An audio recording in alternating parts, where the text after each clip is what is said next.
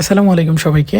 সৌদির রেস্টুরেন্টগুলোতে খাবার দাবার কেমন বা এখানের খাওয়া দাওয়ার পরিবেশটা কেমন সেটাই দেখাবো আজকের এই ভিডিওতে। তো আমরা খাওয়া দাওয়া করার জন্য সর্বপ্রথম চলে এসেছিলাম সৌদি আরবের বিখ্যাত রেস্টুরেন্ট আল রোমান্সিয়াতে। সাধারণত আমরা বাংলাদেশে চেয়ারে বা টেবিলে বসে ভাত খাই, কিন্তু এখানে কিছুটা ভিন্নতা দেখতে পারলাম, সবাই নিচে বসে খাওয়া দাওয়া করে। আপনারা দেখতেই পারতেছেন মানে কিভাবে বসা হয়েছে, বা সব সৌদিয়ানরাই এভাবে বসেই খাওয়া দাওয়া করে। তারপর আমরা অর্ডার দিয়ে দিই খেপসা।